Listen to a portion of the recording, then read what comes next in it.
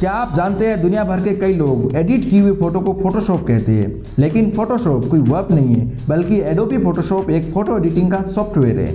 अपनी इंडस्ट्री में ये उतना पॉपुलर है जितना फोटोकॉपी की दुनिया में xerox. Adobe INC photo editing, video editing, web design software और एनिमेशन से संबंधित 20 से ज़्यादा सॉफ्टवेयर है। एडोबी के सॉफ्टवेयर स्टूडेंट से लेकर बड़ी ऑर्गेनाइजेशंस और फिल्म मेकर्स इस्तेमाल करते हैं। एडोबी का जायंट एम्पायर लगभग पूरी दुनिया में फैला हुआ है, लेकिन कुछ साल पहले लॉन्च हुआ ग्राफिक डिज़ाइन का स्टार्टअप कैनवा एडोबी को न सिर्फ चैलेंज कर रहा है बल्कि एडोबी को बदलने पे मजबूर भी कर रहा है। एडोबी के ईयर ऑन ईयर रेवेन्यू की ग्रोथ जहां 30% है, वहीं कैनवा के ईयर ऑन ईयर की रेवेन्यू ग्रोथ रेट 130% है।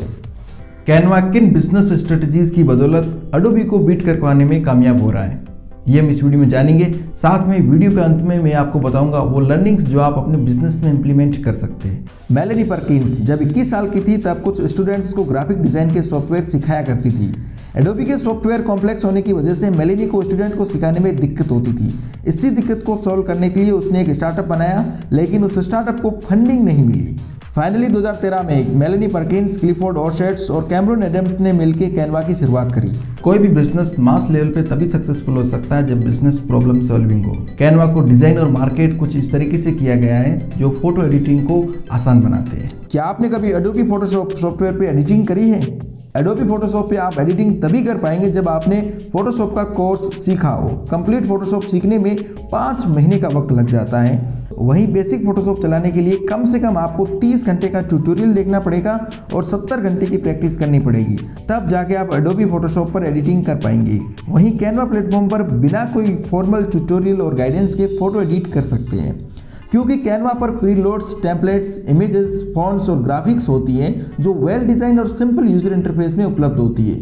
अब छोटे बिजनेसेस, मार्केटर्स और इन जनरल प्रोफेशनल को social media posters, flyers, brochures, greeting cards, visiting cards या किसी भी तरह की फोटो एडिटिंग के लिए कोई प्रोफेशनल डिज़ाइनर को हायर करने की ज़रूरत नहीं है। Melanie Perkins click minimization philosophy में यकीन रखती है, यानी कि कोई भी डिज़ाइन को कम से कम क्लिक्स के साथ कंप्लीट करना।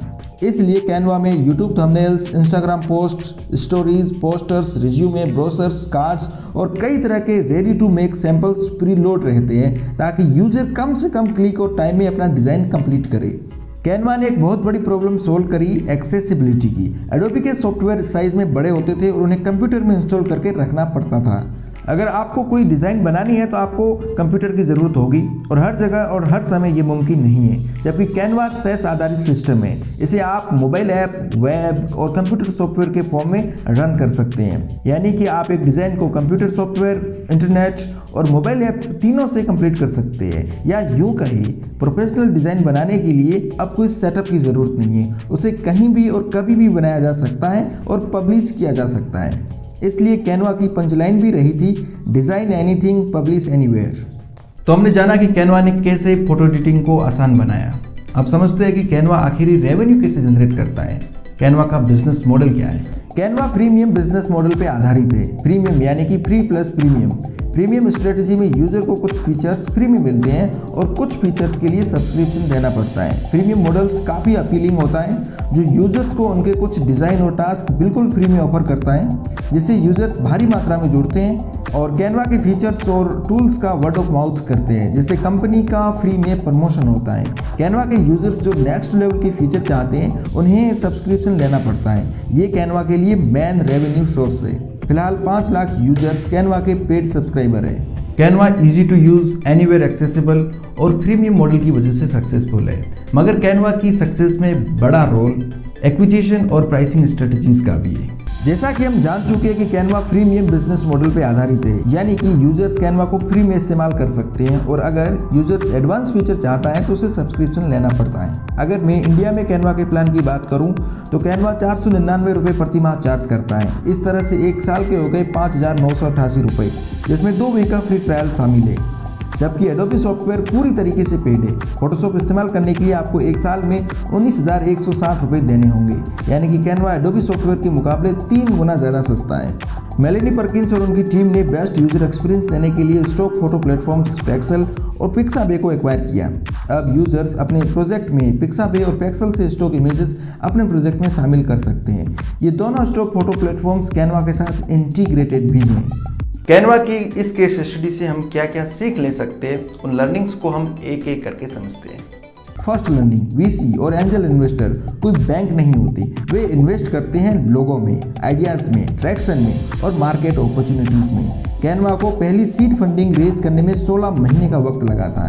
ये दिखाता है कि इन्वेस्टर्स ट्रैक्शन में कुछ देखना चाहते थे। इससे कोई फर्क नहीं पड़ता कि आपका ट्रैक्शन पॉजिटिव है या नेगेटिव। हर इन्वेस्टर ये जानना चाहता है कि उनको अप्रोच करने से पहले फाउंडर्स ने कितनी मेहनत करी है। सेकेंड लर्निंग, अगर हम कैनवा के बिजनेस मॉडल को देखें तो आपको समझ आता है कि मेलेनी परकिंस ने मौजूदा प्रॉब्लम्स का सॉल्यूशन निकाला है, ना कि कुछ ऐसे ही शुरू कर दिया। आपका आइडिया एक सहज तरीके से एक खास वर्ग की प्रॉब्लम का सॉल्यूशन होना चाहिए।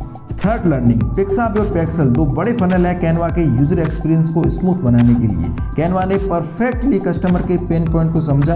ये दोनों प्लेटफॉर्म्स यूजर को कैनवा से एंगेज और अनडिस्ट्रैक्टेड रखते हैं। कस्टमर्स की नीड्स और वांट्स समय समय पे बदलती रहती है, इसलिए प्रोडक्ट्स को अपडेट करते रहना चाहिए ताकि कस्टमर दूसरा विकल्प ना तलाशे। मेरे ख्याल से एंटरप्रेन्योरशिप एक लाइफ स्टाइल है, ना कि एजुकेशन। यहाँ पर कई लोग रिजेक्ट होते हैं, मिसअंडरस्टूड होते हैं और अपमानित भी होते हैं। इन्हीं से सीखते हैं और फिर रिजेक्ट करने वाले लोग ही लाइफ स्टाइल इन्वेस्टर, मेंटोर और कस्टमर बनते हैं। आप इस केस स्टडी से क्या लर्निंग लेते हैं, हमें कमेंट करके जरूर बताइए। ऐसे और क्वालिटी कंटेंट के लिए बिजनेस टी कोड को सब्सक्राइब करना ना भूलें। मिलते हैं अगली वीडियो में, तब तक जाओ।